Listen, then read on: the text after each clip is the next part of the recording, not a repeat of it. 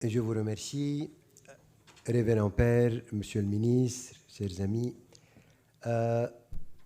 Une des caractéristiques de cet instrument financier, c'est qu'il permet d'accroître les revenus des détenteurs de biens immobiliers et qui contribue à renforcer la capacité des banques à améliorer leur contribution à l'octroi de crédit, ce qui pourrait augmenter l'injection de fonds dans l'économie réelle et soutenir la croissance. En deux mots, c'est l'objectif essentiel de cet instrument. Bon, comment ça fonctionne? Bon, ça fonctionne comme un dépôt bancaire ordinaire, en général pour 1 an. Il peut être renouvelé. L'originalité, c'est que le détenteur du bien immobilier, qu'est-ce qu'il fait? Bon, il a un bien, un terrain ou un logement ou autre, et donc ce qu'il fait, c'est de l'évaluer. En général, quand on va dans une banque, on négocie beaucoup la valeur de son bien. La banque a intérêt à ce que de l'évaluer, disons, au plus bas, et le détenteur du bien considère que ça vaut beaucoup plus que cela.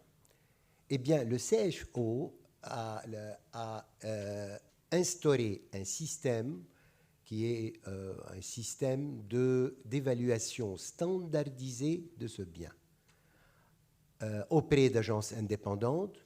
Donc, il n'y a pas de négociation. On dépose ce dépôt qui a une valeur réelle, claire et précise, et on le dépose à la banque. Et la banque lui paye de l'argent. Donc, il lui paye, disons, l'équivalent, probablement, ça va tourner autour de 1,5%, un peu plus, un peu moins, dépendant de la banque, dépendant de la conjoncture et dépendant évidemment du bien. Qu'est-ce qu'elle en fait? Bon, ça rentre évidemment comme dépôt et la banque renforce sa capacité à garantir, à prêter, à peut-être entrer dans le secteur de l'interbancaire, à améliorer sa capacité de financement et probablement aussi, comme l'a expliqué au professeur Gou, ceci va donner une possibilité de réduction de certains taux et de déploiement un peu plus important donc des crédits, ce qui évidemment sera le bienvenu dans une situation où ces crédits actuellement peuvent être rares, chers et difficiles à obtenir. Bon, donc renforcement du secteur bancaire et évidemment un win-win situation avec le détenteur de ce bien qui recevrait un revenu. Bon, ce qui veut dire que beaucoup de gens qui ont des actifs dormants, on a parlé de 1000 milliards, oui. Bon, évidemment, pas tout le monde va se précipiter pour déposer son actif comme dépôt à la banque. Ce qui va se passer, c'est qu'il va y avoir un certain nombre. Et cela permettra une inclusion financière. Pourquoi? Parce que ce sont des personnes qui, effectivement, vont se mobiliser. En se mobilisant, n'est-ce pas, ils vont se dire, voilà, je vais rentrer à la banque, je vais évaluer mon bien, c'est déjà un premier pas. Deuxièmement, donc, je vais recevoir ce rendement. Et troisièmement, je vais avoir une relation avec la banque. On va aujourd'hui peut-être trouver des gens qui ont des terrains dormants et qui deviennent partie prenante d'une opération économique qui pourrait grandir au fur et à mesure. Le plus important aussi, c'est qu'il y aura une agence qui va évaluer ce bien. Et donc, par conséquent, pour la première fois, on aura un marché immobilier standardisé. Et on peut utiliser cette valuation pour beaucoup de choses. Premièrement, on ne négociera plus à l'achat et la vente de ce terrain puisqu'il y aura un prix déterminé. Pour la taxe immobilière, ce sera plus simple et probablement aussi au niveau des transactions immobilières, si après l'avoir retiré de la banque, il a envie de le vendre, au moins, il y a un prix et un prix de référence. Bon, est-ce que ceci est théorique? Non. Une loi a été déposée au Parlement le 1er octobre 2018 pour que ce mécanisme puisse devenir officiel. Nous avons donc les 3 éléments importants de ce mécanisme: l'inclusion financière, le revenu des individus et bien entendu l'information de la valeur réelle du bien. Maintenant, les banques. Les banques auront une gestion de trésorerie peut-être plus équilibrée, ils pourront avoir des capacités de prêt, mais surtout, ils vont avoir une augmentation de la base clientèle. Pour la première fois, il y a des gens qui vont débarquer et qui, aujourd'hui, seront intéressés à participer d'une façon ou d'une autre à l'augmentation des capacités de ces banques. Avec une activité bancaire stimulée, un coût du capital réduit, je ne vais pas élaborer davantage puisque le professeur Gou a bien expliqué combien il peut y avoir un impact sur la baisse des taux d'intérêt et un accès au financement plus large. Donc, nous pouvons avoir un financement économique un peu plus dense et probablement une capacité de pénétrer d'autres secteurs et d'autres activités. De nouveaux secteurs pourront être explorés, puisque des gens vont se dire, voilà, écoutez, moi j'ai envie de mettre ces garanties. Pensons juste à un élément, les startups. Oui, ils ont peut-être des difficultés à se faire financer. Si aujourd'hui, entre les différents mécanismes qui existent et des garanties supplémentaires qui sont déposées exprès pour cette activité, ceux-ci pourraient avoir un effet bénéfique et pourront donc booster cette capacité de financement.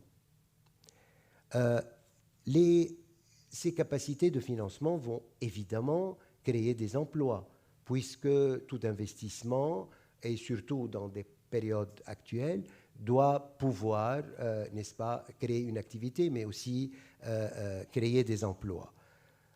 Est-ce que ça aurait fait un effet inflationniste? Pas du tout, puisqu'on ne prévoit pas au début une masse de gens qui vont effectuer cette opération, et très probablement, il y a actuellement 50 milliards de crédits, probablement il y aura 1 ou 2 milliards supplémentaires dans une première période. Et de toute façon, comme le crédit est cadré et qu'il y a donc les différents circulaires de la BDL, il n'y a strictement aucun risque inflationniste à ce niveau-là. Par contre, il y aura un pouvoir d'achat supplémentaire des détenteurs de ces dépôts, puisque pour la première fois, des gens qui avaient un immobilier dormant pourront avoir un revenu. Et donc, par conséquent, d'une certaine façon, il y aura une augmentation de la consommation avec ses effets bénéfiques sur non seulement le pouvoir d'achat, mais aussi sur une capacité de stimulation de la croissance.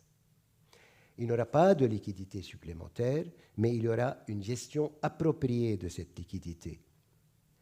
Donc, on se reprend, il y a des garanties qui augmentent, des collatérales qui sont assurées, des banques qui auront une base supplémentaire de confort, il y aura une optimisation de l'allocation des ressources, des facilités supplémentaires pour les débiteurs des banques, des facilités additives pour les institutions financières et, pourquoi pas, il y aura des possibilités pour les banques de se faire refinancer à l'étranger et ont des capacités de garantie supplémentaires. On sait que le intermarket est très limité au Liban, on l'estime à 300 millions de dollars et qu'il est très limité, mais de toute façon, cette nouvelle capacité permettrait peut-être aux banques de pouvoir solliciter du financement extérieur. Sur un autre plan, il est entendu que ce mécanisme, pour le secteur bancaire en tout cas, si on prend le ratio de liquidité et le ratio de profitabilité, tout dépend évidemment de l'utilisation que fera les banques de ces dépôts virtuels. Est-ce qu'ils pourront les utiliser et donc avoir un revenu supplémentaire basé sur ces garanties supplémentaires? Tout dépendra de la banque, tout dépendra du contexte. Quant au ratio de solvabilité, il n'y aura aucun effet puisque toutes ces opérations sont off-balance sheet. L'effet le plus important est donc l'inclusion des actifs, la maîtrise et le contrôle des prix immobiliers, la standardisation des prix, l'information et la transparence du secteur immobilier. On ne le dira pas assez, mais quand on a un secteur qui génère 1000 milliards, il est important qu'il y ait des références et que les discussions ne soient pas chaotiques. Dans des périodes, il y a de la spéculation et dans d'autres périodes, il y a des discounts très importants. Au niveau de l'effet liquidité et du risque souverain, le CHO pourrait contribuer par le biais de garanties à amortir et à compenser le risque, mais aussi à élever la capacité d'emprunt de ces banques. Donc, effectivement, plus la banque, n'oublions pas que ces dépôts font partie, n'est-ce pas, du risque de la banque. Et donc, par conséquent, comme l'a très bien souligné Dr Aubégy, il n'y a strictement aucun risque que des banques s'effondrent. Mais par contre, le fait de mettre ces dépôts et faisant partie des garanties des banques peuvent renforcer la capacité de ce qu'on appelle un collective guarantee qui pourrait évidemment réduire le risque estimé par des institutions internationales. Concernant l'impact fiscal, on a beaucoup discuté de ce point et peut-être que le ministère des Finances aura une réticence parce qu'il se dira dans les garanties hypothécaires, évidemment, dans les hypothèques, il y a une taxe. Et dans le CFO, qui est considéré comme un dépôt, il est évident que ce sera la même chose qu'un dépôt bancaire ordinaire. Donc, on lui appliquera les 10% qu'impose la loi actuellement. Et donc, par conséquent, il y aura un impact fiscal et donc des revenus possibles, probables, de cet instrument pour augmenter les revenus fiscaux. Et il n'y a pas de overlap avec les autres hypothèques fiscales, les autres hypothèques, parce que l'objectif de ces dépôts est ponctuel, il est à court terme. Ce ne sont pas des garanties à 3 ou 5 ans. Ce sont des garanties de 1 an, peut-être revolving pour une deuxième année. L'impact donc fiscal sera intéressant pour les revenus financiers de l'État, mais il y a aussi un impact sur l'immobilier. Et cet impact sur l'immobilier pourrait donc être excessivement important parce que pour la première fois, cette richesse sera utilisée et mobilisée. Progressivement, de façon systématique, mais elle fera partie d'une composante essentielle, n'est-ce pas, de l'activité économique, alors qu'actuellement, elle a peut-être une fonction un tout petit peu soit marginale, soit banalisée, soit purement hypothécaire. L'impact sur la clientèle est important parce que ce produit va donc donner un équilibre entre la discussion qu'il y a entre le prêteur et l'emprunteur. Le prêteur, évidemment, lorsqu'il a pour lui la valeur immobilière, c'est un sentiment de richesse, c'est une capacité d'emprunt et c'est un pouvoir d'achat. Tandis que pour la banque, effectivement, elle veut essayer de réduire ses prétentions. Et donc, il y a un arbitrage déterminé qui va trancher la discussion, qui va mettre une valeur et qui va réduire considérablement les temps de négociation. L'impact général sera donc une dynamique. Cette dynamique va permettre une croissance certaine des crédits et donc une évolution au niveau de la croissance générale et donc des emplois. À terme, les banques seront habituées à ce type de système. Ils prendront en considération un certain nombre de projets pour lesquels ces dépôts de garantie pourraient devenir des effets de levier. Pour ce faire, il faut que le système puisse être rodé. Et donc, il faut que ça commence. Et pour que ça puisse commencer, il faut qu'il y ait, n'est-ce pas, un système très standardisé. Et donc, un cadre de la loi et un contrôle strict des autorités.